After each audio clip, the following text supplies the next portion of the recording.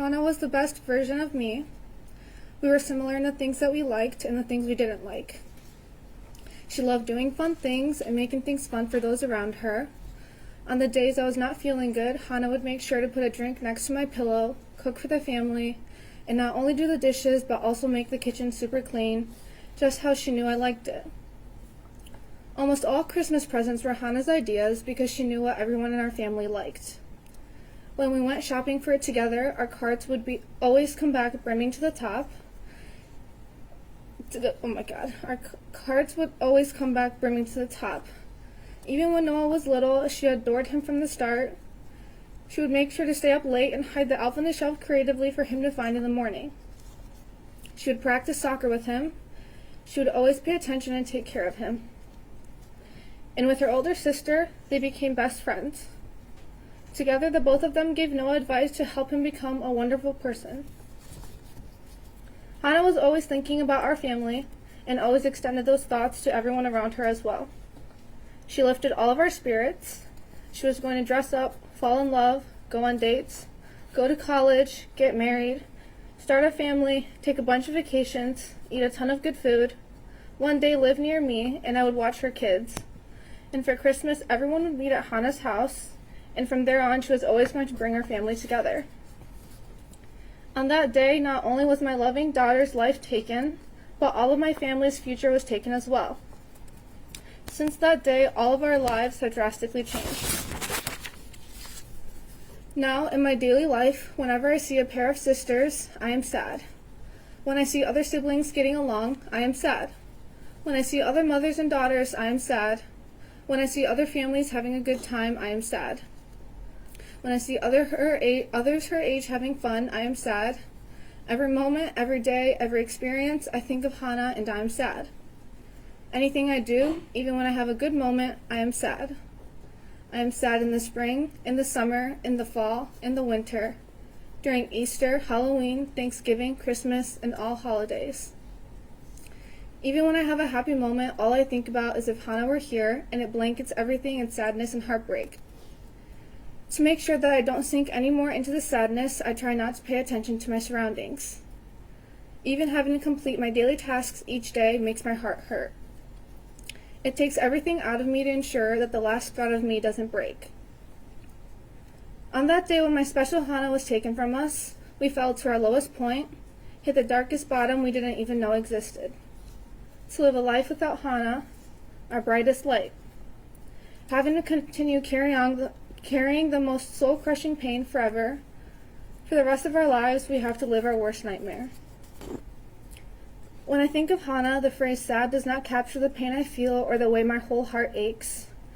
So my rare moments of relief are times when I don't have to think about her. On top of the daughter I love being gone, when I remember my memories with Hana, it feels like a stab to my heart and my tears will not stop falling. It is unfair that thinking about Hana is so excruciating, it makes my crying endless. I know that no amount of crying will bring Hana back, so I breathe in and out trying to hold my heart together. But I know that the days my eyes are dry will never come. By doing just enough to scrape by, in the morning, in the afternoon, at night, on sunny days, rainy days, cloudy days, we continue just surviving each day. This is how we will continue to be, surviving, not living. I am so fearful of another irreplaceable, important person suddenly being taken away right in front of me. I send off my family scared to death each day. Every night I wish that the morning wouldn't come. Every day I think about how nice it would be if I could stop time and stop thinking.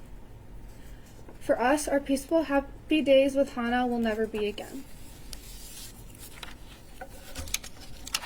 And then, this is my impact statement. I have rewritten this countless of times, and it is never enough. I cannot convey my thoughts into words, nor share even a fraction of my feelings since losing Hana. To be honest, I have not fully faced my emotions myself. How can I? Hana is the one I went to for the little things, the big things, and all of the in-betweens. Hana is my little sister. She is my other half, my favorite person. She completes me, and there's not a single soul I could love more than Hana. There is not a moment that goes by that I don't think about her. It is unfair to even confine her murder into just the word lost. I never hear her footsteps coming up the stairs anymore. Her bright lights in her room are never on, which also reflects the dullness of our house now.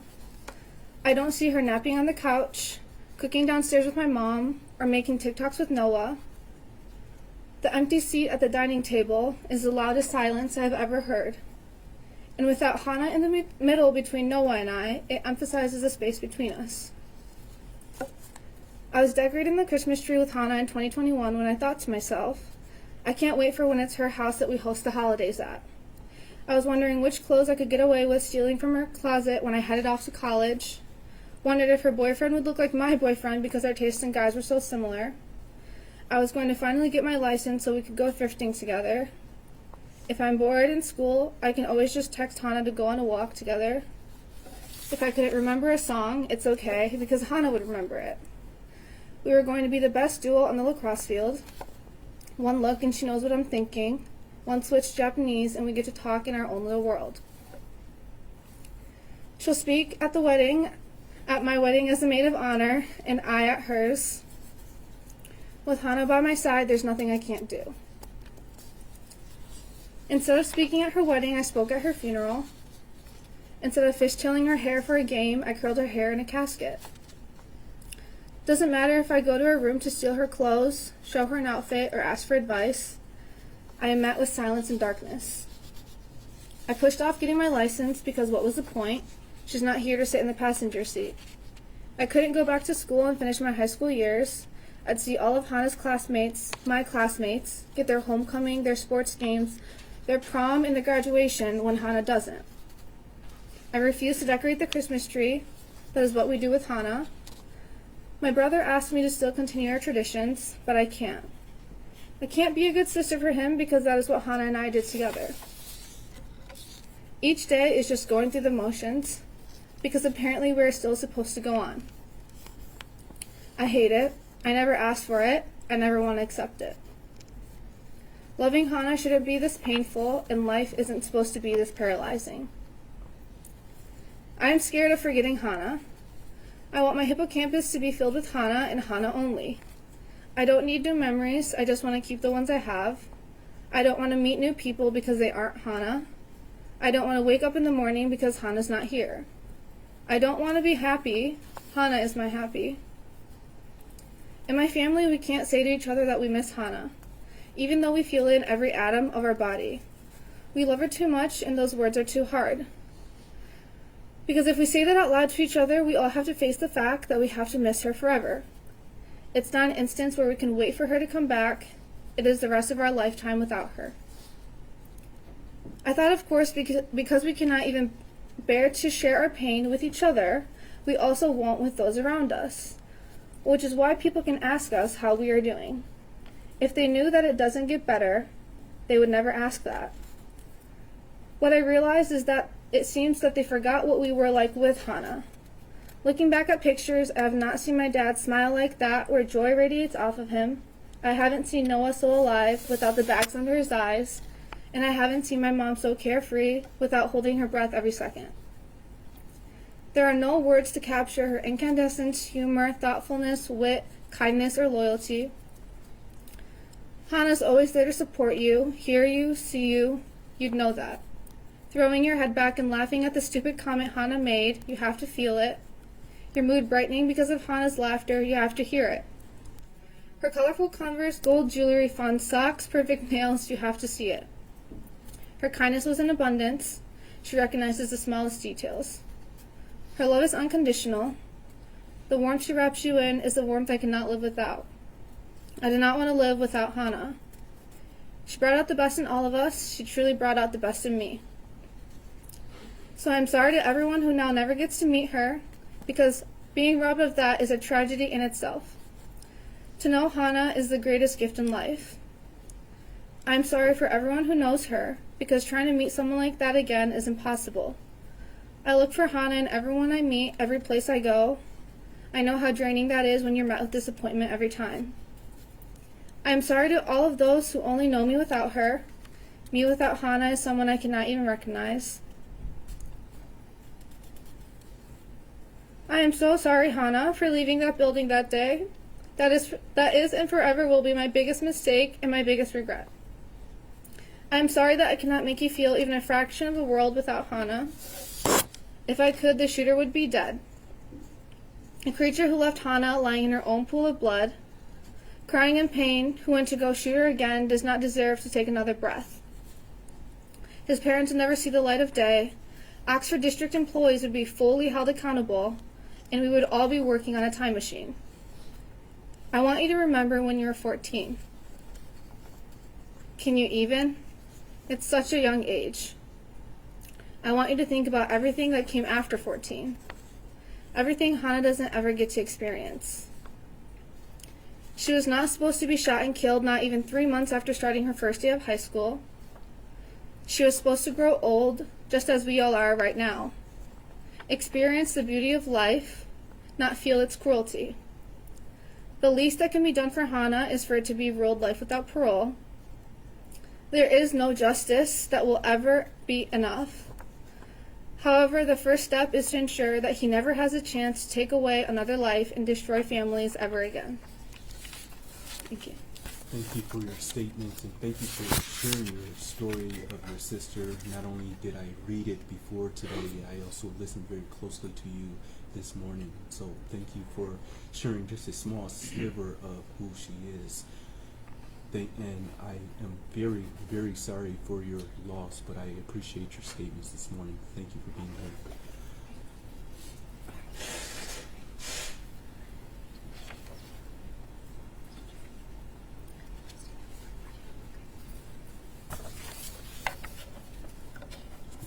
Good morning again, sir. Whenever you're ready, you may proceed, sir. Thank you. Thank you, Your Honor.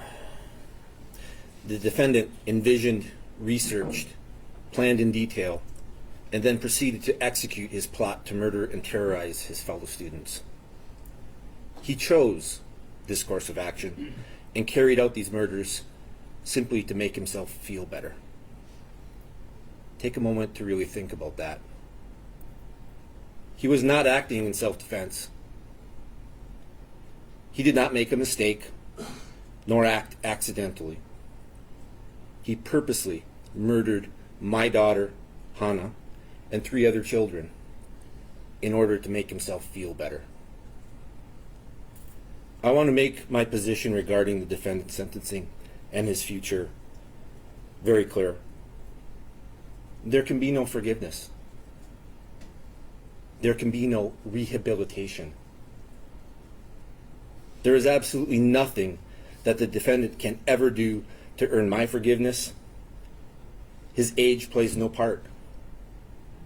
His potential is irrelevant. Ultimately, it is only his choices and his actions that matter. Actions that have consequences, that can never be undone. There is utterly nothing that he could ever do to contribute to society that would make up for the lives that he has so ruthlessly taken. The defendant has indicated that one of his goals was to be able to see and experience the suffering of the families of the children he killed. At first, I refused to feed into this sick and twisted desire by discussing the impact of my daughter's murder on myself and my family. However, after much struggle and introspection, I've come to realize that my need for justice for my daughter completely outweighs any consideration of the defendant's irrelevant desires. Unfortunately, I have also realized that unless you've experienced the loss of a child yourself, there is simply no way for you to truly understand the devastation of the soul that loss causes. It is impossible for me to successfully convey the complete impact of my daughter's loss. Hana's murder has destroyed a large portion of my very soul. I am a shell of the person I used to be. I think of her and miss her constantly. Every day is a battle to attempt to move forward, a struggle to get out of bed, to go through the motions of everyday life while pretending that things are getting better. Simple everyday sights and actions bring pain as I think of what it should have been like with Hana there with us. I think of all the good times that we've shared together as a family and mourn all the memories that will never be. I will never think back fondly of her high school and college graduations. I will never walk her down the aisle as she begins the journey of starting her own family. I am forever denied the chance to hold her or her future children in my arms. A few paragraphs of words describing Hana can in no way fully capture her truly beautiful, caring soul, nor impart her unlimited potential. Hana was an absolutely beautiful and thoughtful person. She was always the first person to notice when someone has a problem, and the first to go out of her way to offer help. She was incredibly curious and talented. She continually tried new things. She crafted homemade jewelry, tried cooking her own recipes, and played several sports.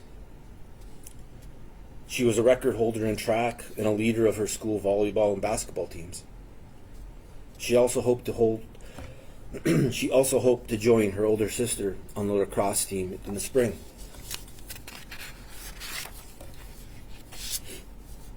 Hana was just beginning to hit her stride academically. She was a straight A student, was fluent in English and Japanese, and was studying Chinese. She conquered everything that she put her mind to doing. Your Honor, I'm relying on your education and life experiences to be able to imagine the incredible loss to the world that Hana's death has wrought. The lost potential of her life is truly incalculable. Hana kept a list of potential careers that she was really interested in. I found this on her phone afterwards. Amongst the list, you would find careers such as an immunologist, pharmacist, nurse, physician, and an FBI agent. We will never know how many souls she may have touched, nor what improvements to people's lives her efforts may have resulted in. These opportunities have been forever eradicated. My family and the families of all the victims are depending on you to impose a sentence that is commensurate with this heinous crime. Truly, his life should be forfeit. However, I realize that the law itself will not currently allow this, and the closest that you can come to achieving this is to sentence the defendant to life in prison without parole. This is the minimum that justice demands.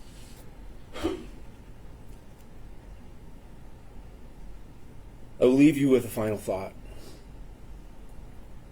If it were your child who was killed in such a cowardly manner, would you be satisfied that justice was served with anything less than him spending the rest of his life in prison? Thank you, Your Honor. Thank you for your statements this morning. And again, sir, very sorry for your loss. Your statements did not fall on deaf ears, and so thank you for being here, sir. Thank you. To you and your